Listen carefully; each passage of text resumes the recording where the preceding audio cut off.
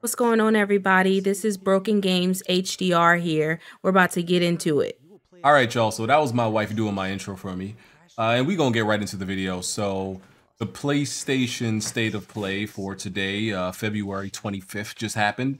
And I think this video is going to be fairly quick because there's not much for me to say because they didn't really show us much. So let's go ahead and talk about what was shown at this State of Play. First, Crash Bandicoot 4. This was a game that released on PlayStation 4 and I think other platforms. And it's coming with enhancements to PlayStation 5. I don't care about Crash Bandicoot games anymore. You know, I think I played the demo for Crash Bandicoot 4 when they had it on PS4. I think they had a demo. It wasn't, connecting with me anymore. Crash Bandicoot games, I just don't care anymore. Returnal. Returnal is the game by Housemarque. That's coming out this April. It was supposed to come out in March, I think, and then they delayed it. That game looks good. I'm actually looking forward to Returnal. The story seems okay. The combat seems to be pretty intricate. We got a combat trailer a few weeks ago. The combat looks good. I like that it actually looks really challenging. That's a game I might actually live stream. I'm thinking about live streaming my playthrough through that game. I'm excited because y'all know I like hard, challenging games, and that game looks like it might be that. I do think it being priced at $70 is a mistake, and I think it's gonna hurt that game. And I think they need to be a lot more careful with what price they choose for some of these games, because let's be honest, a lot of people are not going to buy Returnal for $70. That honestly should be a $50 game, and it'll probably sell more and it'll probably do better. So you'll end up making more money at $50 than you will at 70 because more people will buy it at 50 and not a lot of people will buy it at 70. But we expect there to be a pretty quick price drop, as they do with many games. So yeah, Returnal was one of the games I actually liked and I'm interested in, but of course we've seen plenty of gameplay from that already. We've seen Returnal already since last year. Next game, Knockout City. That's the dodgeball game. We actually saw that at the Nintendo Direct. Not a game I really care about. That looks pretty mid. They do a good job at putting the trailers together to make this game look pretty exciting and good, but in application, in the actual game, I think that game is gonna be kind of trash, it's gonna be kind of mid. So yeah, don't care about Knockout City. Sifu, some martial arts game by an indie dev. I don't care about it, not interested. Solar Ash, yeah, don't care about this one either. And understand, it's not about. Some people think it's that people just want AAA games all the time. No, that's not it. I don't care what the budget or what the production value necessarily is in a game. The gameplay itself just has to interest me. Of course, I like, top of the line graphics and presentation and everything like that. But there's plenty of games I love and I play that don't have that. So it's not just about, but it's about the gameplay at the core, and it has to interest me. It has to be a gameplay loop that I want. And a lot of these indie games that they showcase, a lot of these shows just don't show that to me. They don't interest me. They don't excite me. So Solar Ash, another game, don't care about it. Five Nights at Freddy's Security Breach, I think it was. I've never cared about Five Nights at Freddy's. I'm like, do people really care about Five Nights at Freddy's in 2021? They made like 3 or 4 of those games, right? And I know they had it had its moment in time and it had a lot of hype at the moment. Do people really care about that game now? I don't know. Some people will probably play it. I don't give a damn about it. Oddworld Soulstorm. This is another game they've showed multiple times at different shows. I don't care about Oddworld.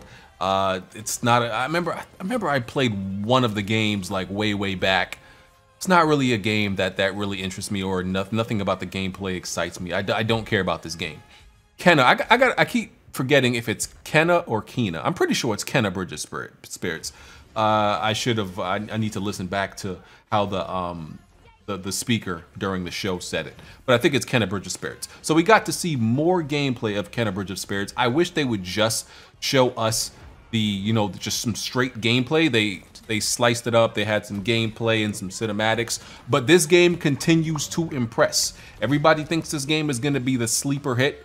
of this year because it got a release date. It's coming out August, my birthday month, so that's great. I think it's coming out the end of August, you know, because it had been delayed like a few months ago, and they didn't give us a new release date. But now we know it's coming out in August, and that's a great time for that game, August 24th to be specific. So yeah, I look forward to that game. Great. Deathloop, another game that I look forward to. This is made by Arcane Studios, you know, Bethesda, PlayStation timed exclusive. I think this is PlayStation 5 only. Yeah, timed exclusive. Because you never know. Sometimes you forget with PlayStation. You're like, wait, is this game going on PlayStation 4 also? You know how shady and PlayStation is nowadays. So yeah, Deathloop looks good. It looks very much has some Dishonored vibes in it, some Dishonored play style and gameplay with its first-person shooting. So yeah, this game looks cool. It looks interesting.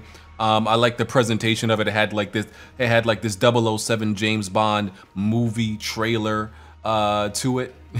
That was pretty cool. So the gameplay looks good. I can't say I'm overhyped or super excited for it, but the gameplay looks good. It's definitely a day one, unless they show me something else. I have some reserves about that game. I have some reserves about it. It looks good, but I don't know. I think I just have one of those feelings like Deathloop could be one of those games where the trailers make it look better than it actually is. I apologize for the ringing in the background. So Final Fantasy VII Remake Intergrade is pretty much an update DLC with Yuffie, or Yuffie. I never actually was sure how to say her name, even in the original Final Fantasy, because a lot of these names, like when you play the original game, obviously there's no voice acting. So I know there's been debates on how people say certain people's names, or even how to pronounce certain things in the game, right? So I always assumed it was Yuffie. That's what I always said. It could be Yuffie. I don't know. Either way, it's gonna have some DLC featuring her. It's the Final Fantasy VII Remake is getting a PlayStation 5 upgrade. It's gonna have a 4K mode. It's gonna have a 60 frames mode. You know, improved visuals, lighting, all that good stuff. You know, it's getting the PS5 treatment, and it's gonna be a free upgrade for anybody who bought it on PlayStation 4. I'm not sure if the free upgrade includes the DLC with Yuffie. I'm not sure if you have to buy that separately or that comes with the game if you purchased it on PS4. I'm not sure about that. But they showed 10 games, and weren't they the ones that said that it was gonna be 30 minutes and like they were gonna show off 10 games, and it was also gonna be a deep dive? I'm like, which didn't make sense to me prior to the show. How are you gonna do a deep dive on games, but it's only 30 minutes? And you're gonna show all these different games? That didn't make any sense to me, but there definitely weren't any like real deep dives. So out of 10 games, they showed me 4 things I'm interested in, right? So that's Returnal, Deathloop, Final Fantasy VII, and Kenna Bridge of Spirits. So honestly, I give this show like a 3 or 4 out of 10. It was a very mid show. It was very underwhelming. Nothing to really get excited about. A lot of stuff that I didn't care about. Most stuff I didn't care about. Like I said, it's not the issue of it being indie or not. It's just the fact of it being games that I'm not interested in. This year is turning out to be one of those years where there's not going to be a lot of like big game releases, and there's going to be a lot of like game releases on a like smaller and lesser magnitude. So it's turning out to be one of those years. I think 2019 was kind of like that, right? Versus 2020, I feel like we got a lot of like great games, a lot of like big titles. 2019, we only got a few, and everything else was kind of like lesser and kind of mid, and you know, smaller titles and stuff like that. So I think 2021 is turning out to be a lot more like 2019, in my opinion. So yeah, let me know what y'all thought about the show. Like I said, I give it like a 3 out of 10, a 4 out of 10. Yeah, we didn't get to see like, you know, stuff like Horizon or God of War or Factions, you know. Still no Last of Us factions. Neil Druckmann. What you doing, Neil Druckmann? Where you at, Neil Druckmann? Russ, I'm gonna stay on top of your head. I'm on your head top, Neil. I'm on your head top. Every single thing you tweet. You got time to tweet, but you ain't got time to announce factions. I'm on your ass, Neil. Just know that. Just know that. Where you at, I'm at. Where you gonna be, I'm gonna be. Every single thing you tweet, just know you gonna get reminded of that factions. Just know that.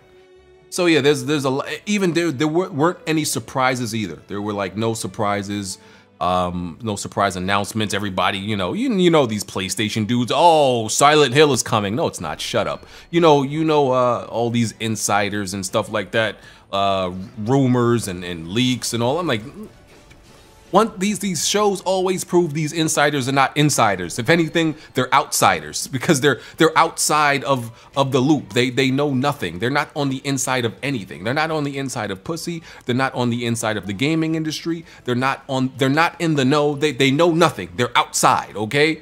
Nothing in their life is inside. They're homeless, okay? They're hobos.